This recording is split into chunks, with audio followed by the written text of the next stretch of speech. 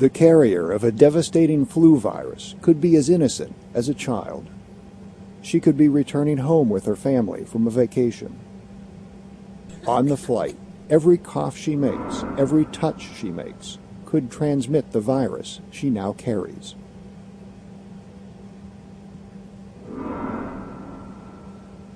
Early symptoms of a flu are like the common cold. It could be hours or days before more serious symptoms become apparent. No one, not her parents or other passengers, would suspect this little girl could be ground zero for a worldwide pandemic.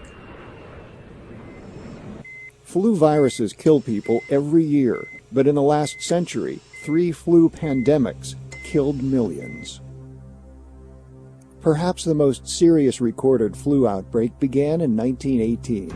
Close quarters of World War I soldiers provided opportunity for human-to-human transmission.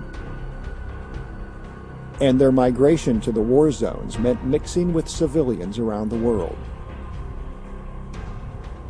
Victims bled internally, and the lungs filled with fluid, sometimes drowning the patients. Over 50 million people died from this influenza, at least 30 million more than were killed in the war. The U.S. Centers for Disease Control has released images of the swine flu virus that is believed to have originated in March 2009 in Mexico. Though swine influenza does not normally infect people, there have been sporadic previous human infections. But this strain is new. How does a flu virus attack? A protein spike on the surface of a flu virus is the key to breaking into a human cell. The virus's genetic material enters the cell's nucleus and can make it clone hundreds of thousands of new viruses. Then the virus's protein enables the release of new viruses that attack and take over more cells. The human immune reaction sends out cells and chemicals called cytokines to attack the virus in the lungs, but they cause severe inflammation. The virus itself may not kill its host, but inflammation can cause blood and other fluids to build up in the lungs, and the patient actually drowns. Backyard farms like this could be the link that allows swine or avian flu to jump from animals to humans.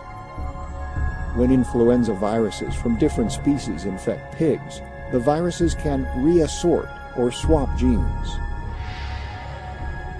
Flu viruses are made up of RNA, forever changing genetic material.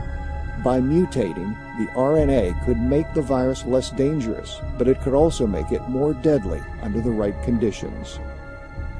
New strains can emerge that are a mix of swine, human, and avian influenza viruses.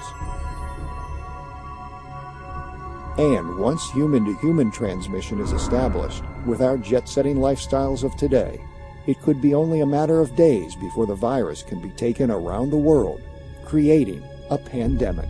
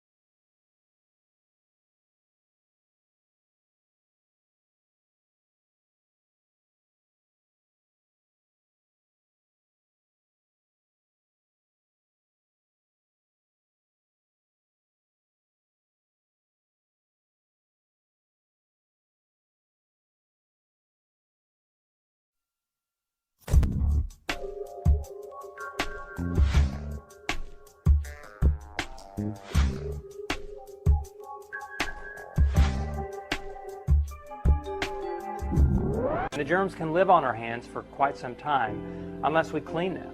If we don't clean them and we go and touch something in the meantime, we can spread those germs to other places or other people, and disease can be spread this way.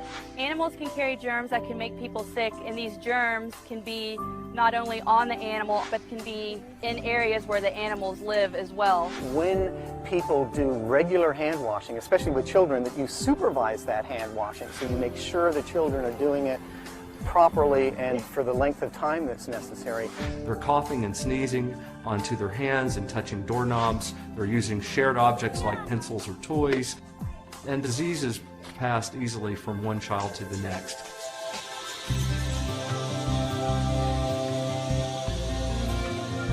Try and avoid sneezing into your hand because you just contaminate them and then spread those germs everywhere.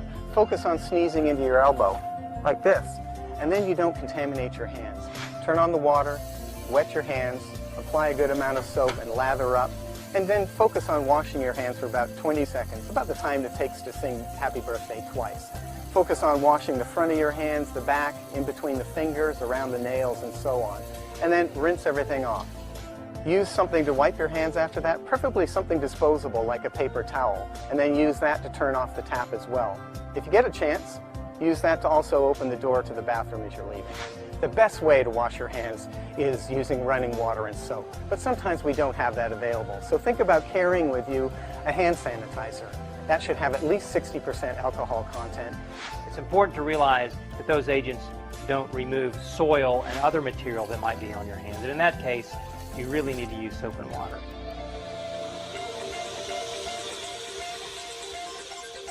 If you've been touching objects all around you all day long, just assume that your hands are contaminated and make sure before you prepare food, you wash your hands. Before you eat, that you wash your hands. You can't emphasize hand hygiene enough.